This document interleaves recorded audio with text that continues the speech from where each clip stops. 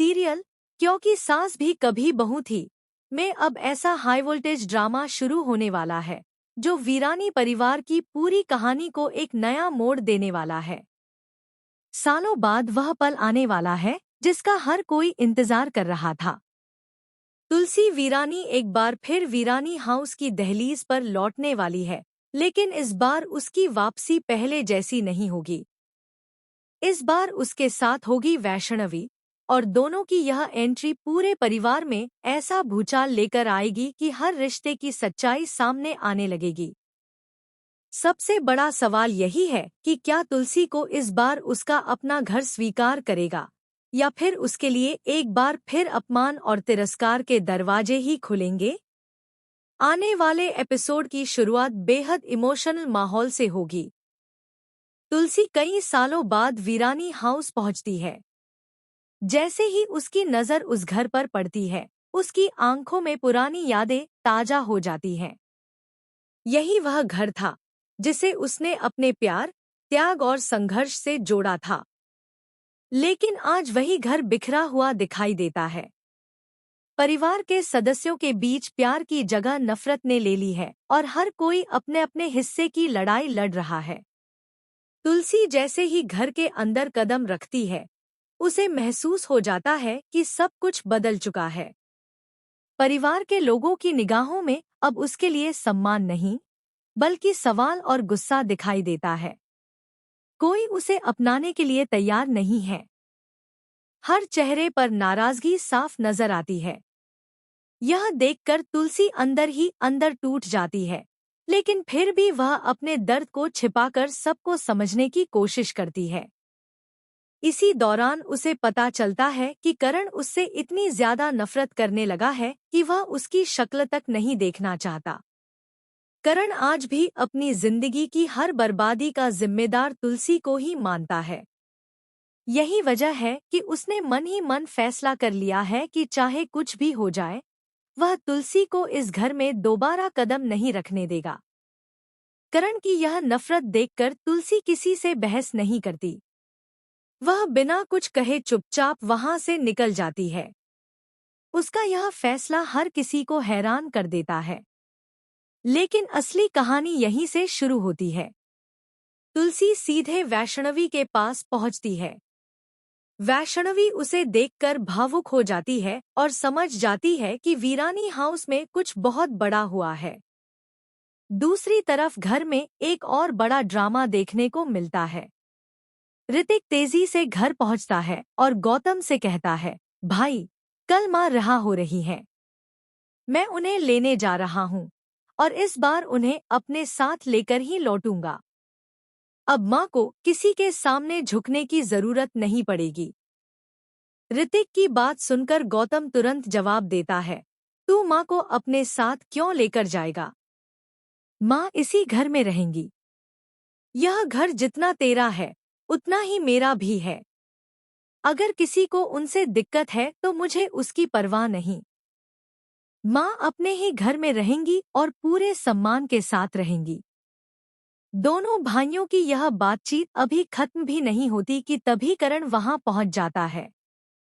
करण का गुस्सा सातवें आसमान पर होता है। वह जोर से चिल्लाते हुए कहता है, वह औरत इस घर में कभी वापस नहीं आएगी। जिसने मेरा सब कुछ छीन लिया, जिसने मेरे दोनों बेटों की जिंदगी बर्बाद कर दी, उस औरत को मैं इस घर की दहलीज तक नहीं आने दूंगा। करण की बातें सुनकर पूरे घर में सन्नाटा छा जाता है। लेकिन इस बार गौतम भी पीछे हटने वालों में से नहीं होता। वह साफ शब्दों में कह देता है, बस बहुत हो गया। माँ ने इस परिवार के लिए जितना किया है, उतना शायद किसी ने नहीं किया। अगर उन्हें इस घर में आने से कोई रोकेगा, तो सबसे पहले उसे मेरा सामना करना होगा।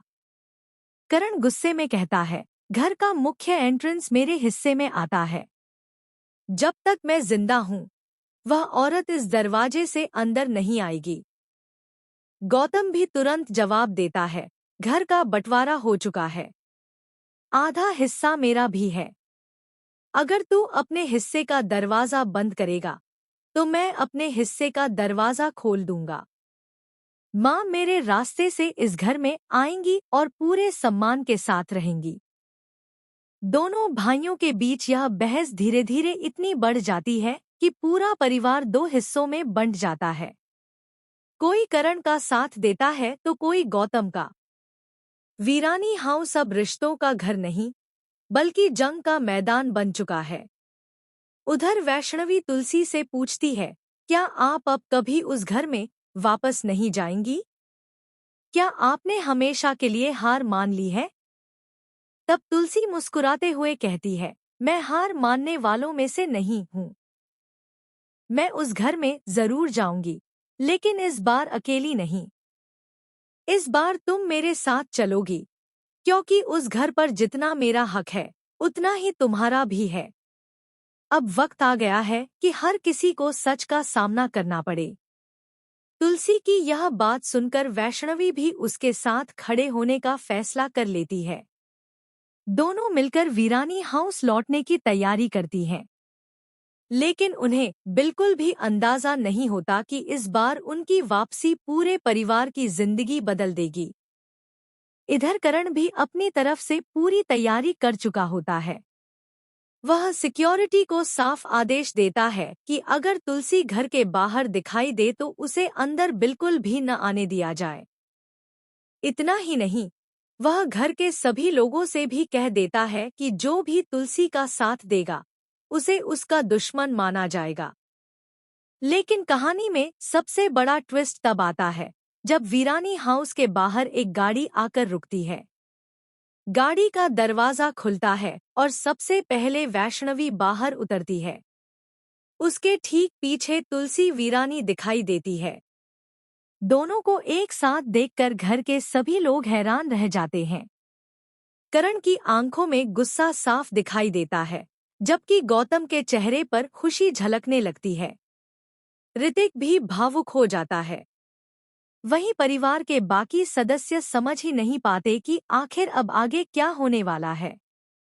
तभी तुलसी बिना डरे घर की दहलीज की ओर बढ़ती है। करण उसका रास्ता रोक लेता है और कहता है, मैंने कहा था ना, इस घर में तुम्हारे लिए कोई जगह नहीं है। लेकिन इस बार तुलसी चुप नहीं रहती। वह पूरे आत्मविश्वास के साथ जवाब देती है, यह घर सिर्फ तुम्हारा नहीं है।